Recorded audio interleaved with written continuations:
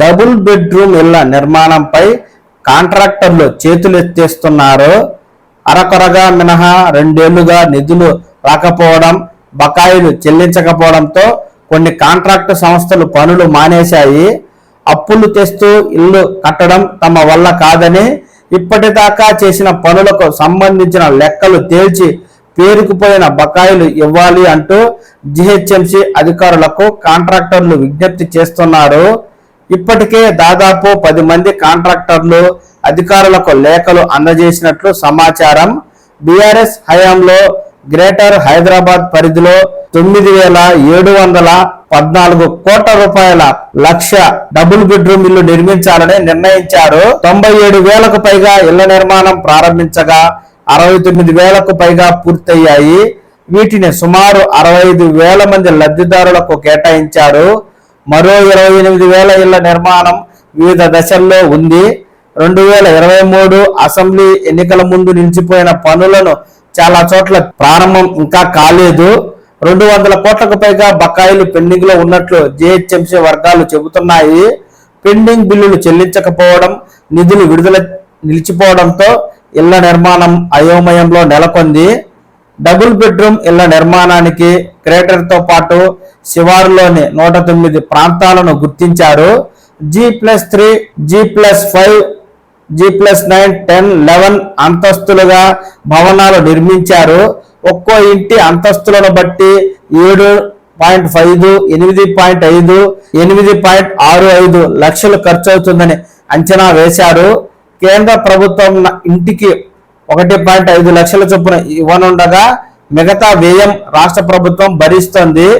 పూర్తయి కేటాయింపునకు సిద్ధంగా ఉన్న మరో 4,600 ఇళ్లు ఉన్నాయి.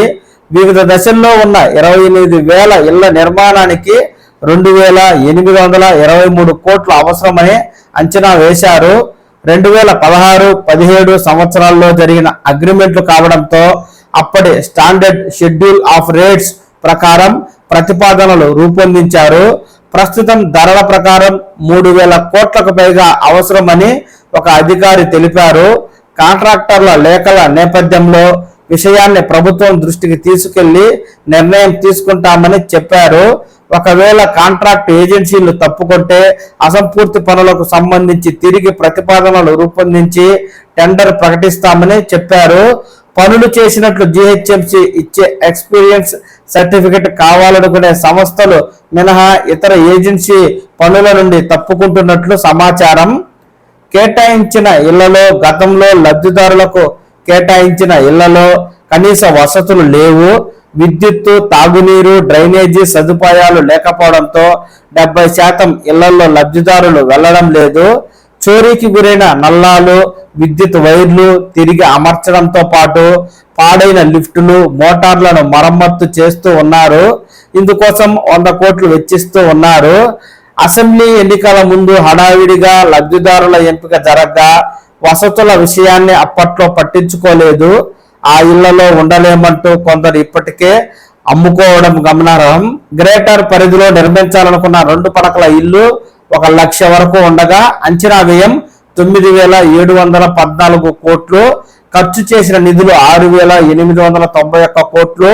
పనులు ప్రారంభించినవి 97,629. అది కూడా హైదరాబాద్ చుట్టుపక్కల ప్రాంతాల్లో 108 ప్రదేశాల్లో. పనులు మొదలు పెట్టాల్సిన ఇల్లు 2,371, పూర్తయిన ఇల్లు 69,633. జీహెచ్ఎంసీ పరిధిలో లబ్ధిదారులకు కేటాయించిన ఇల్లు 64,348. కేటాయింపుకు సిద్ధంగా ఉన్న ఇల్లు 1933. గ్రేటర్ అవతలి ప్రాంతాల్లో స్థానిక కోటా ఇల్లు 3,352.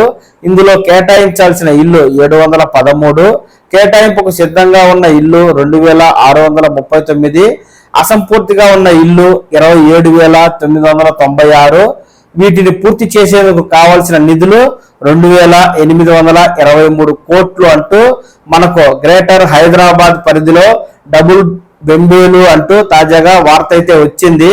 డబుల్ బెడ్రూమ్ ఇళ్ల నిర్మాణంపై కాంట్రాక్టర్లు చేతులెత్తేస్తున్నారని, నిధుల విడుదల లేనే లేదు, ఈ మేరకు బిల్లులు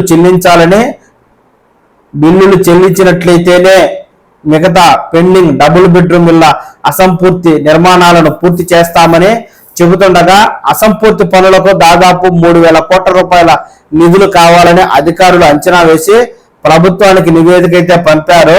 ఇక నివేదిక రావడం, కాంట్రాక్టర్లకు నిధులను విడుదల చేయడం, ఆ తర్వాతే డబుల్ బెడ్రూమ్ ఇళ్ల నిర్మాణాలు చేపట్టడం, ఇదంతా కూడా అయ్యేటప్పటికి ఎప్పటికవుతుంది అనేది దేవునికే తెలియాలి.